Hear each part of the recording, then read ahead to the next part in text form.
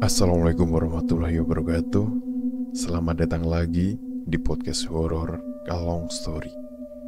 Di sini kita bakal mulai lagi cerita kisah seram dari pengalaman narasumber.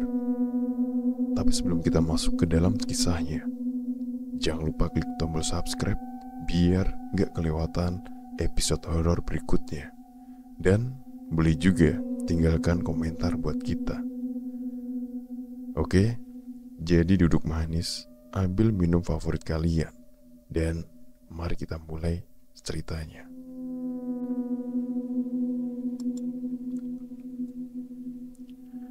Sore menjelang malam, tepatnya saat azan maghrib berkumandang, aku mengalami kecelakaan sepeda motor di sebuah jalan raya yang memang ramai dan motorku rusak berat. Aku mengalami patah tulang di kaki kiri karena menghantam bahu jalan dengan keras.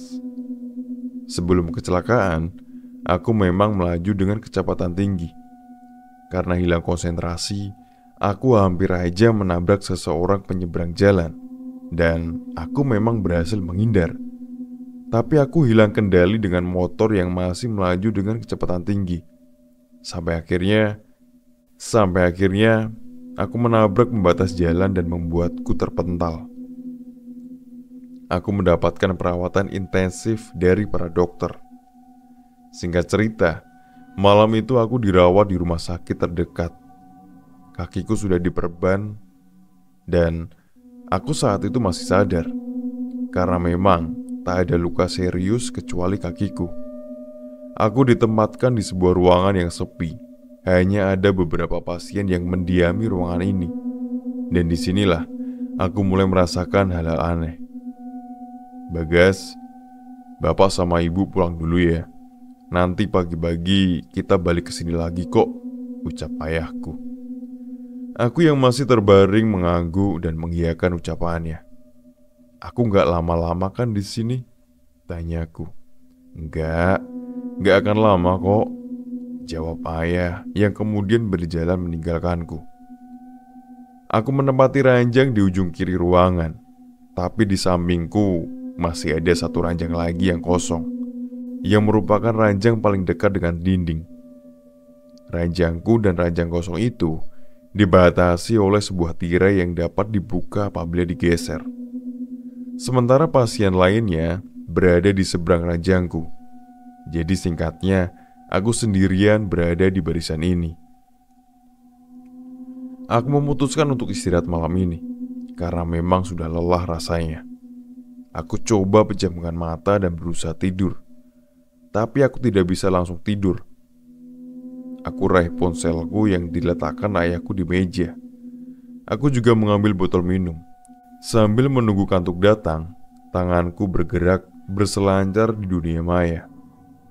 Tak lupa, aku juga mengabarkan pada teman-teman di tempat kerja perihal keadaanku sekarang. Namun tak ada satupun jawaban.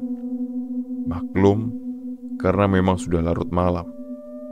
Saat sedang asik main ponsel, aku mendengar suara gerakan seseorang dari arah samping.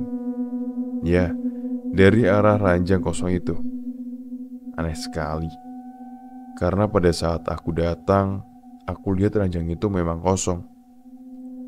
Dan apabila ada anggota keluarga pasien lain yang tidur di sana, seharusnya aku mendengar suara tirai dibuka.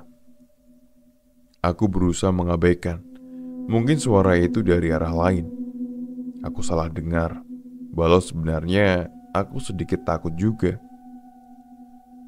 Setelah beberapa saat bermain ponsel, aku menaruh kembali ponselku dan tidak tidur. Dan ketika sedang memejamkan mata, tiba-tiba terdengar suara jelas dari arah ranjang kosong tadi. Suara perempuan.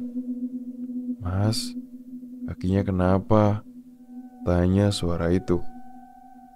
Aku kembali membuka mata. Pelan-pelan, aku menoleh ke arah samping. Perasaanku campur aduk. Jantungku berdebar keras. Entah apa yang ada di balik tirai pembatas itu. Bagaimana bisa ada orang yang berbicara di sana? Menyapa aku pula. Aku memberanikan diri, lantas aku balik bertanya. Ada orang? Ada, jawab suara itu. Karena penasaran, segera aku menarik tirai hingga terbuka. Dan aku melihat ranjang kosong itu sekarang sudah ditempati oleh seorang pasien wanita. Umurnya mungkin sekitar 25, lengkap dengan baju pasien dan juga selang infus. Dia menatapku sambil tersenyum.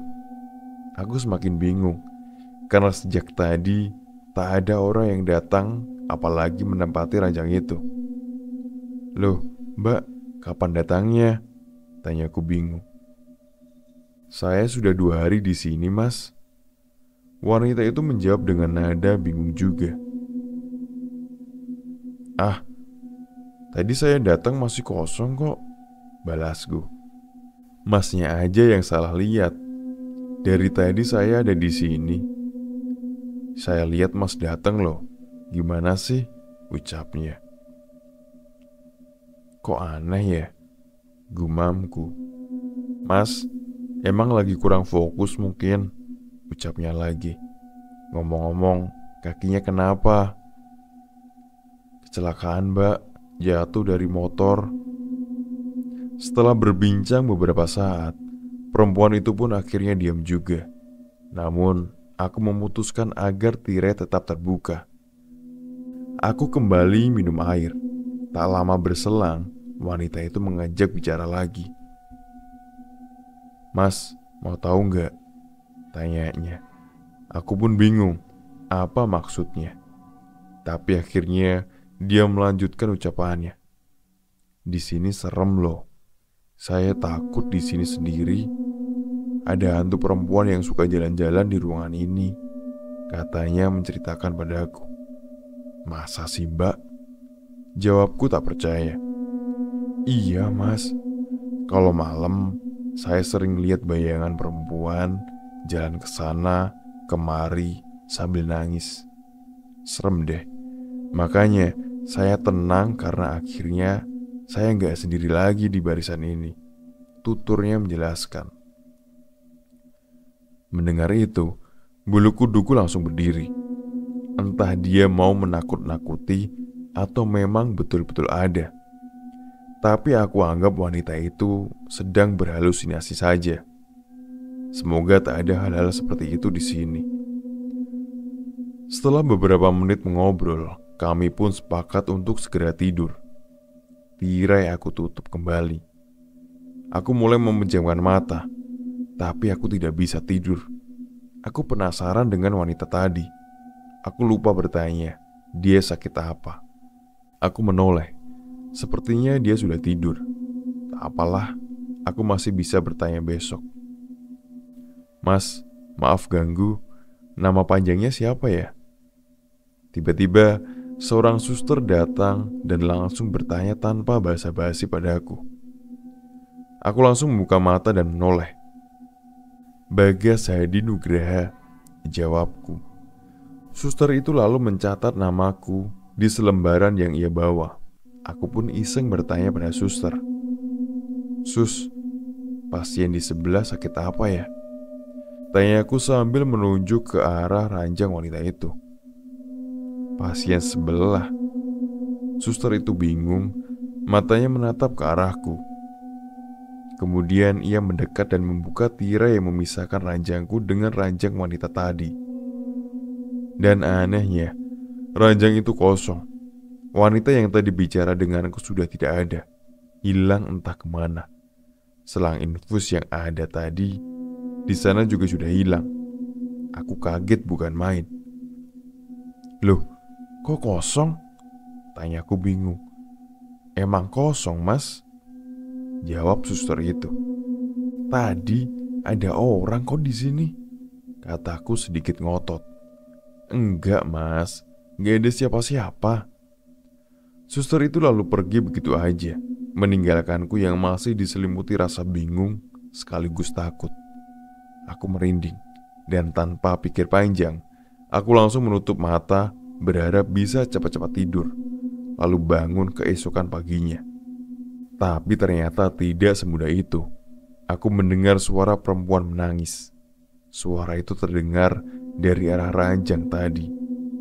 Aku menutup telingaku dengan selimut, tapi masih terdengar wanita itu menangis dengan suara yang menyeramkan.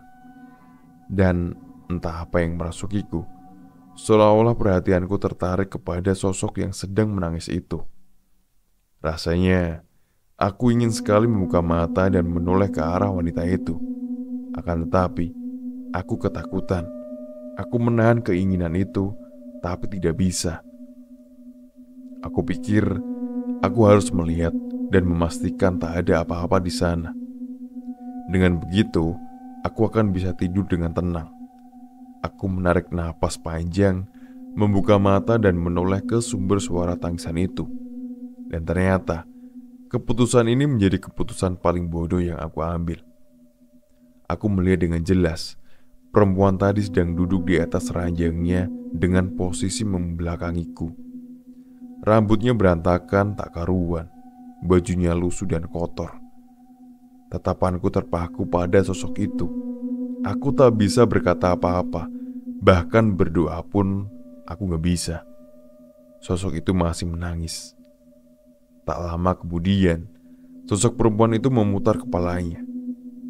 Ya, kepalanya memutar 360 derajat menghadapku. Wajahnya sangat menyeramkan, putih pucat, mulutnya robek sangat lebar hingga mencapai telinga.